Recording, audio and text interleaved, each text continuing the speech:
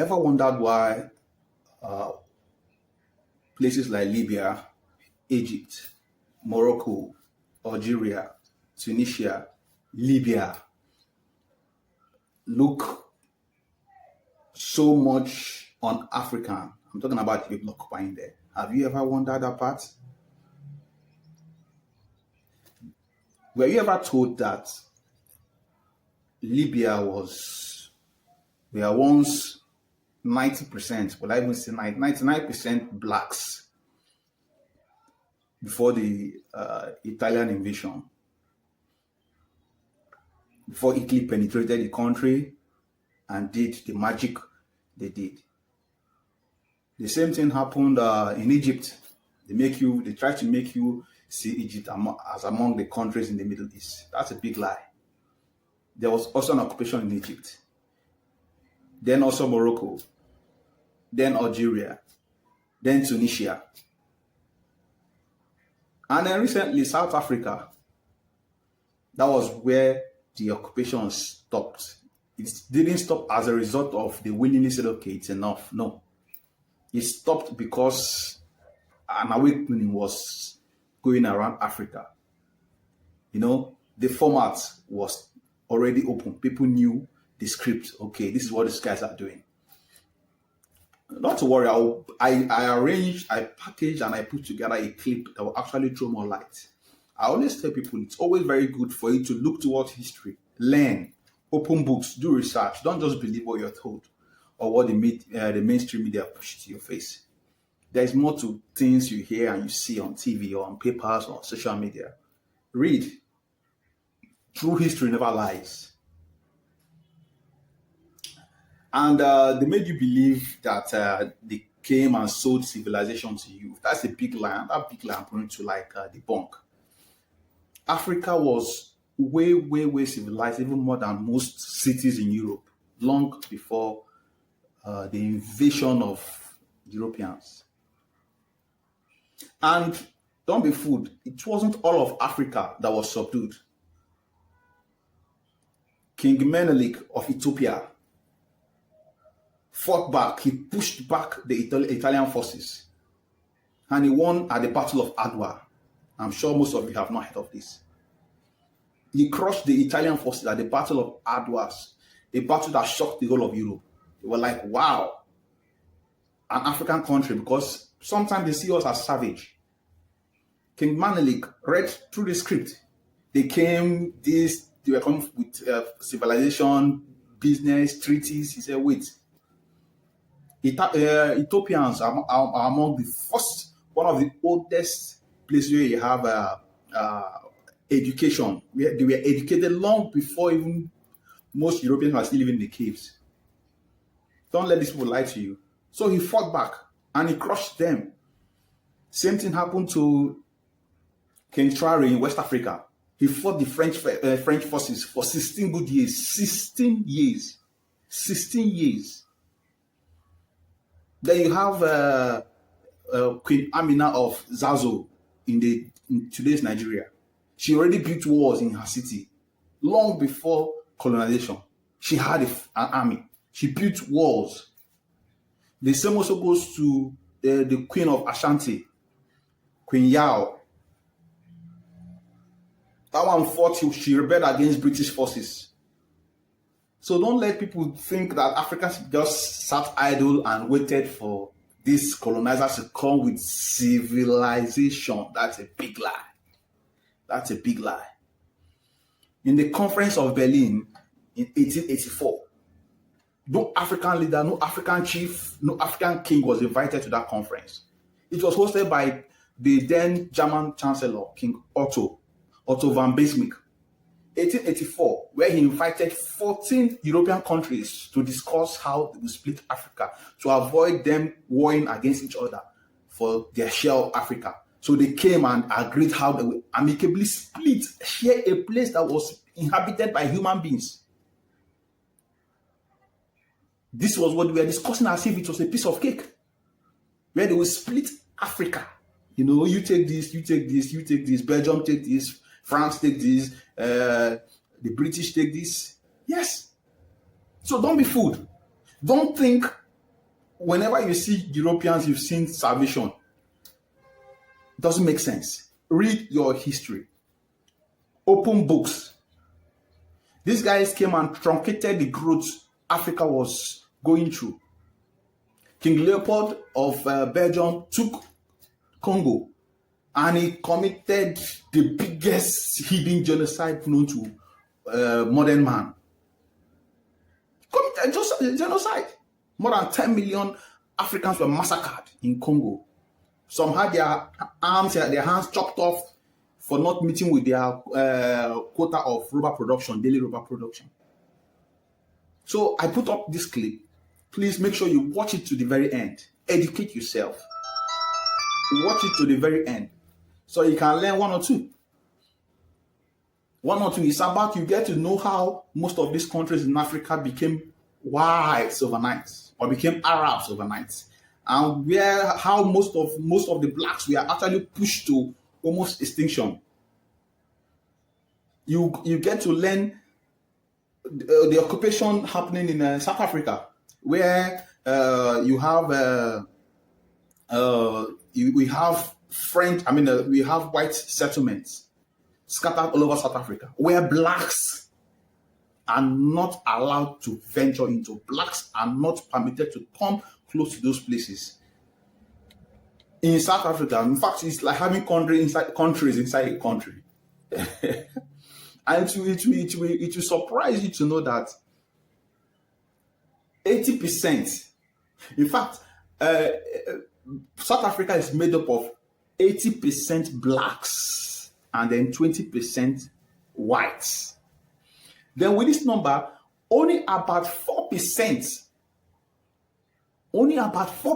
of black South Africans own lands, are actually rightful landowners in South Africa. 4%. I'm not missing words. 4% out of the 80%. So the remaining 96%. You get the point, right? So yeah, if you're just finding or locating this channel for the first time, please make sure to subscribe and hit the like button and hit the notification button so you can be reminded or you can be notified whenever new joins drop in this blog. Because man, we're taking it to the next level. I want to actually throw more light so that Africans don't just live in a fool's world where you just believe everything. You believe people brought civilization to you, they brought the path to God to you. Those things, I think I'm going to put those things straight in this. Yeah, just put this clip together. The stories went layer by layer. Just sit back and make sure you watch. Don't skip any parts, or else you miss the whole thing. Relax, watch, and then you can get to the comment section and let me know what you think. And let me know what story you want me to bring into light. All right? Enjoy. Long before colonial maps were drawn, before foreign tongues claimed dominion over African skies, the northern lands of the continent thrived with kingdoms and communities rich in black heritage. From the sands of Morocco to the banks of the Nile in Egypt, black African civilizations shaped the pulse of the land, trading across the Sahara, building empires, and sharing spiritual wisdom passed down from the ancestors. But as centuries turned, a subtle and deliberate shift began. It wasn't always with bullets or chains. Sometimes it began with a story, a lie told often enough that even the children began to believe it. They said black people were never truly part of North Africa's history. They called them migrants, slaves, or outsiders. And slowly, brick by brick, the erasure began. In Morocco, where once the Black Almoravid dynasty rose from the south to build empires in the north, the stories were replaced. The once celebrated kings of deep brown skin became shadows in textbooks. In Tunisia, darker communities were pushed into corners of society, dismissed as remnants of slavery rather than descendants of royalty and builders of civilization. In Algeria, the French arrived with rifles in one hand and rewriting tools in the other. They didn't just conquer land, they rewrote history, buried names, and made sure that black Algerians were seen as footnotes, not founders. Egypt, the land of gods and pyramids, bore perhaps the greatest deception. The ancient world knew the faces of the pharaohs, dark, powerful, and African. But in time, murals were whitewashed, features softened, and schoolchildren taught to believe that Egypt was Middle Eastern, not African. A black Egyptian girl, eyes wide and full of questions, once asked her teacher why none of the ancient rulers looked like her in the textbooks. The teacher shrugged. Maybe they weren't like you. And just like that, 1,000 years of pride turned to silence in one classroom. This silent displacement spread like a sickness. Black communities who had long lived in these lands were gradually pushed out, not always by force, but by marginalization, by poverty, by shame, and by the slow chipping away of cultural recognition. Then came South Africa, a different chapter, but the same ink. When the Dutch landed at the Cape in 1652, they found indigenous Khoisan people already thriving, but they didn't come to live among them. They came to replace them. Over the next centuries, the machinery of white supremacy was perfected in South Africa. Towns were divided, laws were passed, lives were controlled. Black South Africans were not only removed from their lands, they were told where they could live, who they could marry, what jobs they could hold. It was a system designed not just to rule, but to erase. District 6 in Cape Town was once a vibrant, mixed-race community filled with music, food, and laughter. Then came the bulldozers. Entire families were uprooted, their homes flattened. Today, where black and colored families once thrived, luxury flats and white-only suburbs stand, protected by security walls and silence. Even now, in 2025, entire neighborhoods in South Africa remain de facto white, untouched relics of apartheid, where the sound of isiXhosa or Zulu is absent, and black presence is either invisible or hired help. It is not just about who lives there. It's about who is welcome to dream there.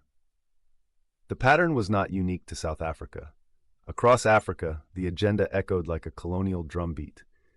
In Namibia, under German rule, entire populations of black Herero and Nama people were slaughtered in what became the first genocide of the 20th century, a blueprint for erasure later perfected in Europe. In Kenya, the British carved out the White Highlands, forcing millions of Kikuyu and other tribes into reserves, their ancestral lands handed to settlers from a cold island far away. In Zimbabwe, fertile lands were seized by Rhodesians, leaving black farmers in the dust, sparking a resistance that decades later would be used to brand them as aggressors in the global press.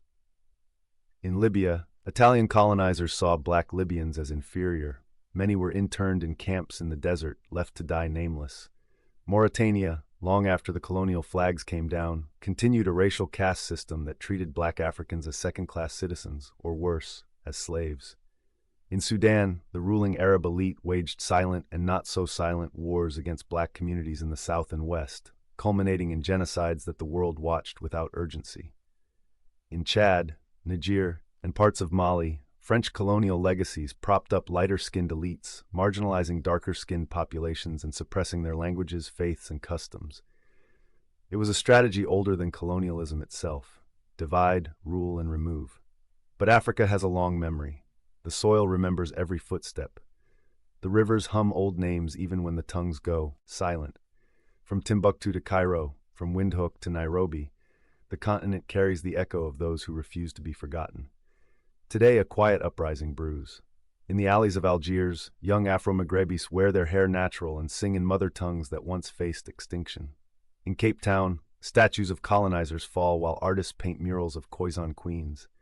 In Egypt, a new generation of scholars trace back bloodlines to Nubian kings and demand their place in history.